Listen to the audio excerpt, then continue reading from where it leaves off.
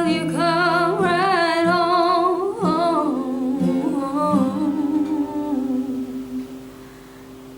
This is what I like to call holding on to false hope.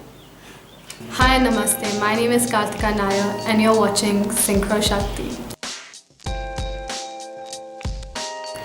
Today's video is dedicated to all of you who've had a relationship, the breakup has happened, but it's really hard to move on from this person. It's also for those of you who have fallen in love with somebody or have a deep crush on somebody and the person just won't like you back the same way. Or you have fallen in love with a friend and the relationship is so platonic and it won't go beyond a certain level, and so the pain is real, the struggle is real, and I can completely relate, which is why I'm making my very first relationship related video on my channel ever, and this one is called How to Let Go of Someone and Move On Finally. The first thing you need to recognize is that science has told us that the part of the brain that is activated when you fall in love is the same part of the brain that's related to addiction. So the process of moving on from the person that you've fallen in love with is the same as moving on from an addiction. So you have to be very patient and very loving with yourself throughout this process. So let's get into the process. The first thing you want to do is you want to get out all that is inside of you, all the emotions, all the thoughts, all the ideas, all the beliefs, everything related to this person and related to this relationship out of you. You could write letters to them, you could write just mind cleanse, you could just cleanse out all those thoughts and those feelings, just get it, bleed it out into paper. You could cry as much as you want to get it out. Okay, you could express it in some way or the other, but don't keep it up in here, because when it's up in here, it'll go from this small little thing to this huge thing in 3 seconds. You don't want to hold stuff up in here. You want to write it out, get it out of your system. Step 2 is get the story straight. Ask yourself the harder questions. Most of us tend to idealize this person and idealize the relationship and think this was perfect, the person was perfect, this relationship was amazing, and I'll never find someone like this again, and I will never be able to move on because I just cannot see anyone better than this. Yeah, sounds familiar?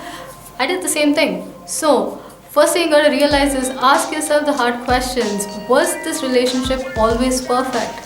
Was this person always perfect?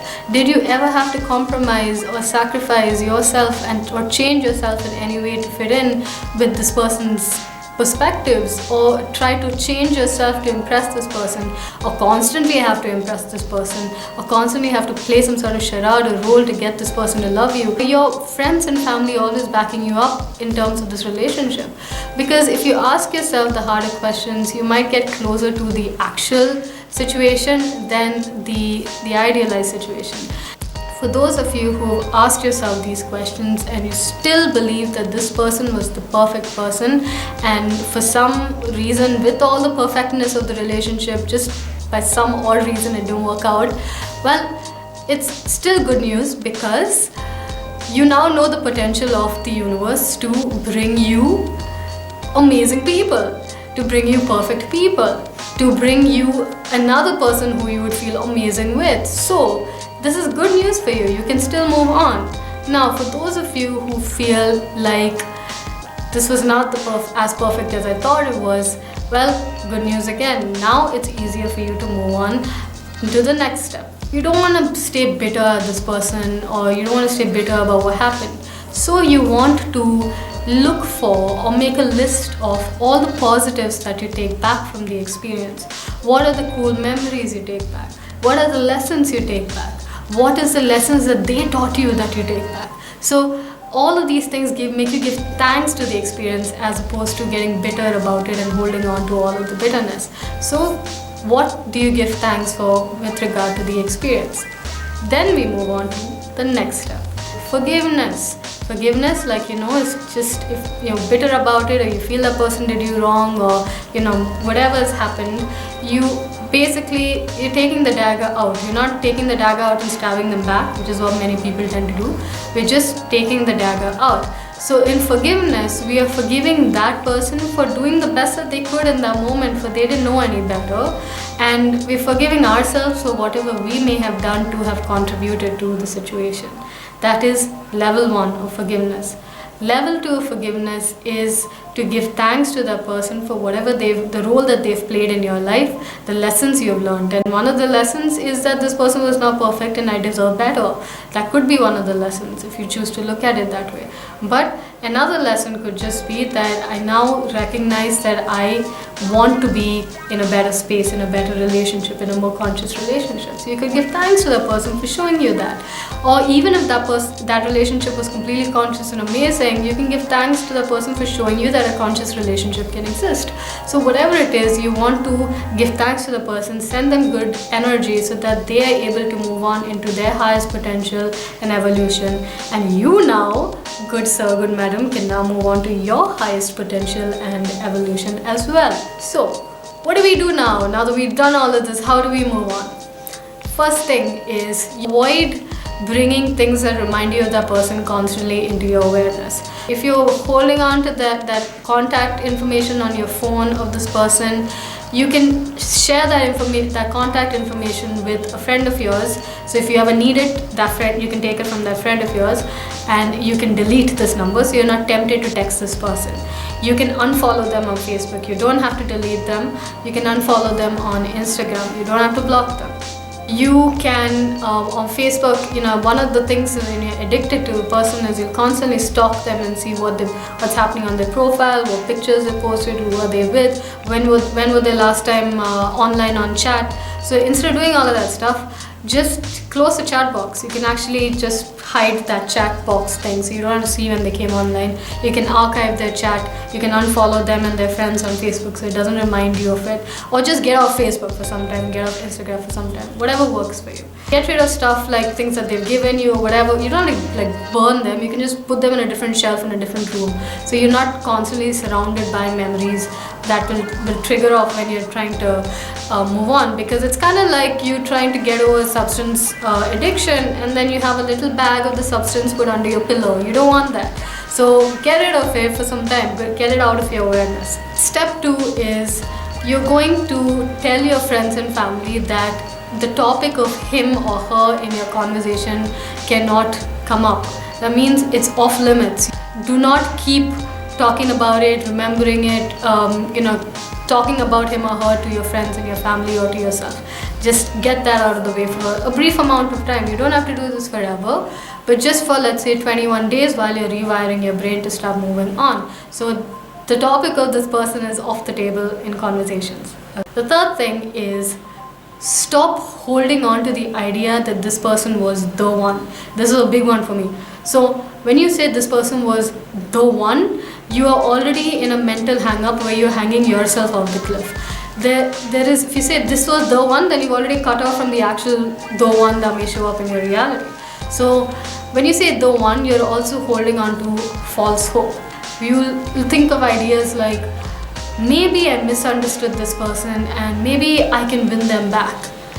Big no, don't go down that road. Don't go down the road of maybe they'll change. Maybe I'll change. Maybe they will come back and apologize. Maybe things might be different in the future. This is the biggest part of this video, is do not put your life force energy into false hope, because the truth of the matter is if they were going to change and they were going to come back and things were going to work out, it would have. And if it will in the future, you don't want to sit and wait around for it to happen because it's very uncertain. You might as well move on in your reality, and if they come back, you embrace it at the time. Don't sit and wait on it right now because it's very, very unhealthy for you. It's like substance abuse. Again, don't sit and wait around for your next hit because you're not going to be able to focus on anything else in your life. The next step is taking all that life force energy you were giving into stalking them and thinking about them and trying to get that hit. You're going to now shift that focus into other things that start serving you a little better. which means you can now go out for a nice vacation. You could now go, meet local people, live in the real world, meet other people, start focusing on your projects, your music, your art, your entrepreneurial dreams, whatever it is. Start bringing focus little by little more into those things, so you're able to rewire your brain and rewire your focus. What you focus on grows. So start growing things that will be fruitful for you, as opposed to trying to hold on to false hope. Now, I know that for those of you watching this video and going through this, I know that it's tough, and I cannot make you feel any better about the fact that yes, it is tough to move on from someone that you loved, but you need to know that it is 1000% possible to not only move on from somebody, but also completely move on. You might find other people, or you might be extremely successful in your work or in your whatever, and life can become so amazing when you just give it chance to become that amazing that it can be. So it's possible, 1000% possible, as long as you start letting go. Because one of the biggest reasons why we don't move on is because we don't want to move on. We still hold hope of one day it will all change, and we have all the daydreams in the future about how this person, I'll meet this person there, and then they will see how much I've become so amazing, and then they're going to try to win me back, and then we're going to have. This is where we are falling. Okay, this is where we're making the big mistake. We don't want to hold on to these things. You want to move in the direction of people and things that will best serve your highest evolution, because this person is not part of your highest evolution, because it wasn't meant to be, otherwise it would have been. So move on from it. It's easy if you just stay consistent with it. Alright, if you don't stay consistent with it, it just gets tougher and tougher and tougher. So that is my advice for you guys, and I hope it helps you out. Please let me know once you've done the steps how you felt. Write to me at synchroshakti@gmail.com and tell me everything, so I know and I can help you if you ever need help along the way. Thank you so much for watching. I love you all, and I'll see you soon. Lots of love.